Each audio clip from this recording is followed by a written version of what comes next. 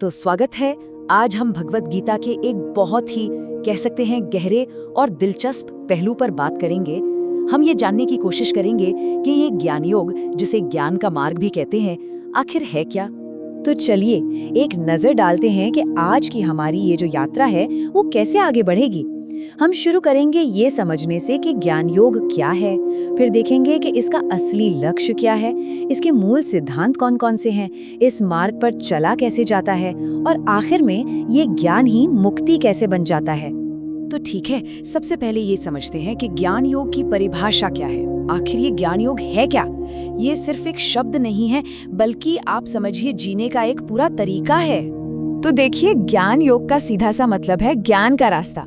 लेकिन रुकिए, ये वो वाला ज्ञान नहीं है जो हम स्कूल कॉलेज में लेते हैं। ये तो अपने अंदर की सच्चाई, अपनी असल पहचान को खोजने की एक गहरी यात्रा है। और यहीं पर ना एक बहुत जरूरी फर्क समझना होगा। ज्ञान योग का मतलब सिर्फ जानकारी या फैक्ट्स इकट्ठा करना नहीं है, जैसा हम अक्सर सोचते हैं। नहीं, ये उस गहरी समझ के बारे में है जो हमें अंदर से मतलब जड़ से बदल देती है।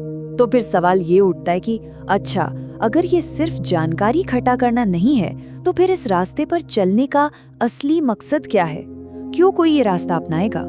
चलिए पता लगाते हैं।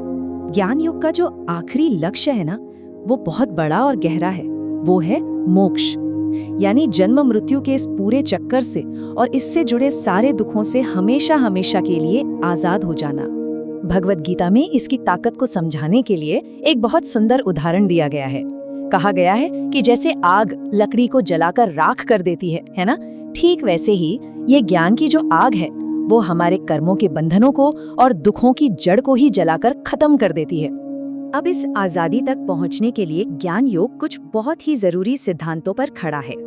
समझिए कि ये इसकी नींव के पत्थर हैं। पहला सिद्धांत है विवेक। अब इसका मतलब क्या है? इसका मतलब है सही और गलत, सच और झूठ, या कहिए जो चीज हमेशा रहती है और जो कुछ समय के लिए है, उसके बीच फर्क करने की ताकत। ये समझना कि इस दुनिया में क्या असली है और क्या बस एक परछाई जैसा। दूसरा सिद्धांत है वैराग्य। देखिए, बहुत से लोग सोचते हैं कि इसका मतलब है दुनिया छोड़कर भाग जाना।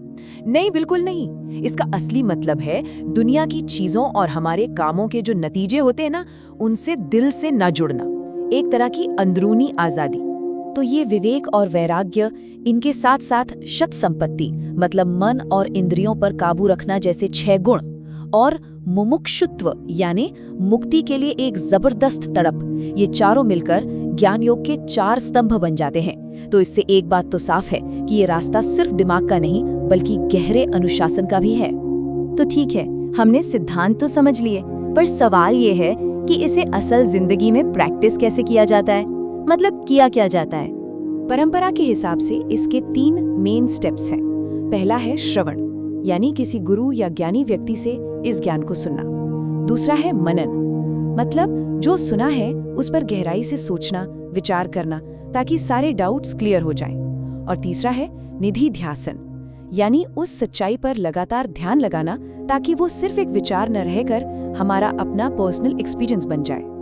और जब ये साधना, ये प्रैक्टिस पूरी लगन से की जाती है ना, तो ये हमें उस आखिरी मंजिल तक ले जाती है जो जिंदगी को पूरी तरह से बदल कर रख देती है।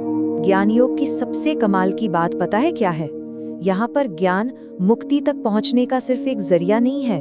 ज्ञान का हो जाना खुद ही मुक्ति है। जिस पल किसी को अपनी असली पहचान का एहसास हो जाता है, वो उसी पल, उसी क्षण मुक्त हो जाता है। इस रास्ते के हिसाब से हमारे सारे दुखों की, सारी परेशानियों की जड़ सिर्फ एक है, और वो है अविद्या, मतलब आध्यात्मिक अज्ञानता। ये वो भूल है जब हम खुद को ये शरीर और ये मन समझने लगते हैं, जबकि सच तो यह है कि हम वो शाश्वत आत्मा हैं। ज्ञान सीधा इसी जड़ पर वार करता है और इसे उखाड़ फेंकता है।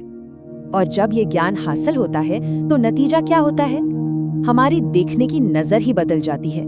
हम हर जीव में, हर इंसान में उसी एक आत्मा को देखने लगते हैं। और आप सोचिए, जब ऐसा होता है तो नफरत, गुस्सा, अलगाव, ये सारी भावनाएं अपने आप खत्म हो जाती हैं। तो अपनी बात को खत्म करते हुए हम एक सवाल के साथ छोड़ जाते हैं। ज्ञान का ये जो रास्ता है, ये किसी जवाब से नहीं बल्कि एक बहुत ही गहरे, एक बुनियादी सवाल से शुरू होता है। तो वो सवाल क्या हो सकता है?